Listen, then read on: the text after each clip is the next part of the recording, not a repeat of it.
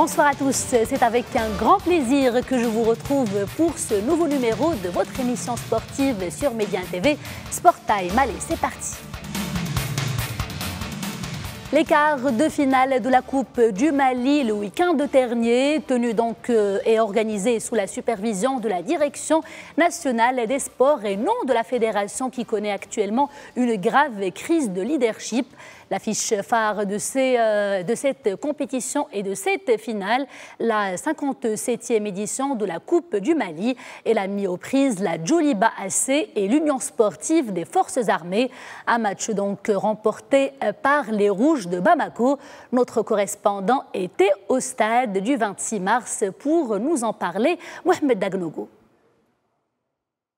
Les longs mois sans compétition se sont fait ressentir tout au long de ce match qui a opposé le Djoliba AC à l'USFAS. Le manque d'automatisme et les difficultés d'enchaînement ont conduit les deux équipes à la mi-temps sur le score de 0 buts partout. À la reprise, ils ne feront pas mieux. Plus entreprenant depuis le début du match, le Djoliba AC, réaliste, transformera les deux occasions qu'il s'est procurées sur les 90 minutes. C'est un entraîneur conscient du manque de compétition de ses joueurs qui analyse le match. En première mi-temps, on a fait une certaine domination et en nous créant quelques occasions encore. Et comme par le passé, il y a eu trop de ratés. Mais je pense qu'en deuxième mi-temps, ils se sont beaucoup plus concentrés et les quelques rares occasions qu'ils ont eues, quand même, ils ont pu en mettre deux. J'ai dit c'est bon, mais on ne peut que s'en réjouir quand on tient compte de la disparité entre les matchs.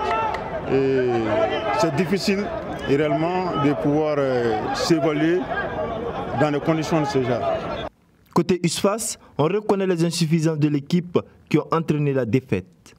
L'équipe n'a pas pu tourner comme il le faut. Malheureusement, ils n'ont pas pu au moins scorer. Ça fait partie. Il y a des jours sans pour l'équipe. Je félicite les garçons, je dis bravo au Djoliba aussi. En plus du Djoliba AC, le stade malien de Bamako, l'AS Real et les 11 créateurs de Nyarela ont eux aussi décroché leur billet pour la demi-finale.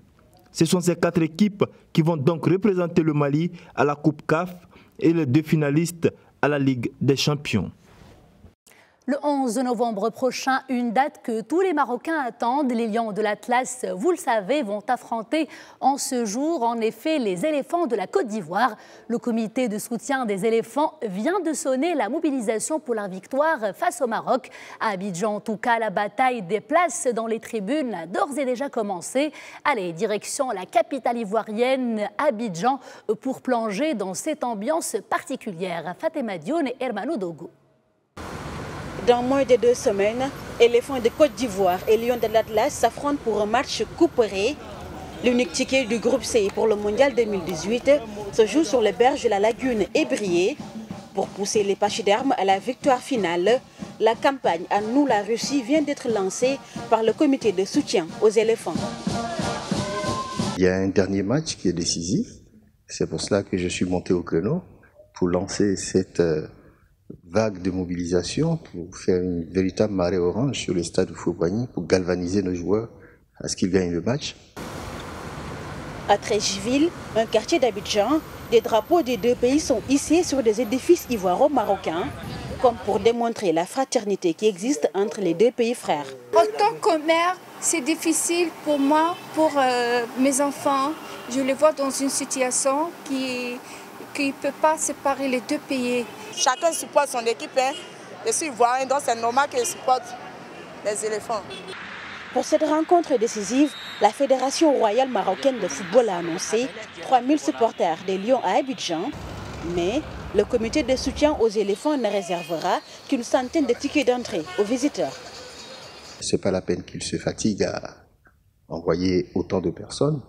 Et ils ne pourront pas accéder au stade parce qu'ils n'auront pas les places. Parce que nous ne nous céderons pas nos places. Qui de la Côte d'Ivoire ou du Maroc ira au mondial russe en 2018?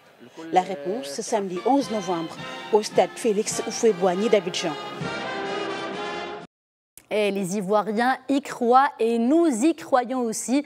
Nous croyons en les chances de la sélection marocaine pour remporter ce match donc face aux éléphants.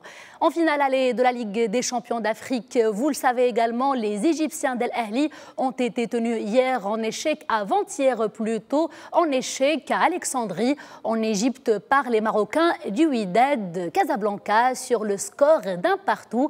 C'était un match difficile pour le WAC Casablanca face à une équipe redoutable. Au final donc, c'est une bonne opération qu'ont réussi les protégés du sélectionneur Hussein Ammouta avec un nul précieux, un partout. C'est donc un effectif qui a fait preuve de beaucoup de combativité, de courage et de solidarité, mais aussi avec une toute petite dose de chance qui a réussi donc, qui a aidé le WAC à affronter une équipe égyptienne sous le regard attentif et agité de quelques 86 000 supporters dans l'enceinte du stade d'Alexandrie, rappelant qu'Al Ahly, l'équipe égyptienne, est considérée et d'ailleurs la plus titrée du continent africain. 6e journée de la Botola professionnelle au Maroc pour la saison 2017-2018. On en parle tout de suite et ce dimanche, le club Safiout a décroché plutôt la victoire face au Raja de Casablanca. Et toujours concernant la Botola professionnelle au Maroc, avec cette fois-ci cette 6e journée et une victoire du FUS de Rabat, vainqueur donc 2-0 du Racing de Casablanca. Le FUS de Rabat s'impose sur la marque de 2-0 contre le Racing Athlétique plutôt de Casablanca. Une première réalisation, un premier but marqué à la 39e minute par Aït Khorsa. Et puis le second but, la seconde réalisation signée Badamoussi à la 74e minute. Une équipe qui a fait preuve de beaucoup de détermination avec en face une formation en manque d'inspiration et de réalisme. C'est un match qui met fin à une longue série d'invincibilité du Raja de Casablanca en championnat. Le Safi a infligé une défaite inattendue au club mythique du Raja de Casablanca sur le score de 2-0. Safi donc en face du Raja Casablanca, un premier but à la 33e minute par Aït El-Hajj, à la 83e minute, rappelant que l'Olympique de Safi n'a gagné aucun de ses 3 matchs précédents, contrairement au Raja Casablanca qui était jusqu'ici invaincu sur ces 10 derniers matchs pour plus de précision. Au classement, donc, les premières équipes, la première place de ce championnat de la Botola professionnelle 2017 est occupée par le club d'Agadir, le Hassania d'Agadir, avec 11 points. Suivi donc, comme vous le voyez sur le tableau, du Raja Casablanca avec 11 points également. Et en 3e position, le Difa Hassani d'El Jadida avec 11 points. Classement à l'issue de la 6e journée du championnat national Maroc Télécom.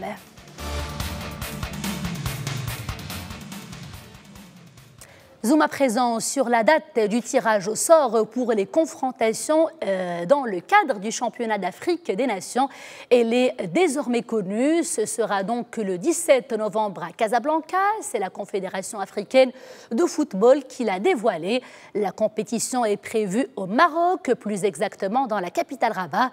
Les 16 pays qualifiés seront ainsi fixés sur leur sort.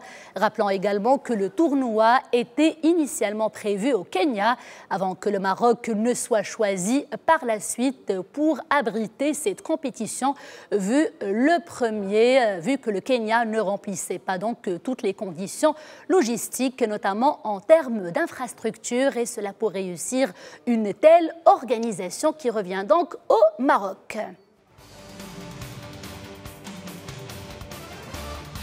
Et c'est ainsi que s'achève votre émission sportive Sport Time. Merci de l'avoir suivi. Merci de votre fidélité à Média TV. Restez avec nous.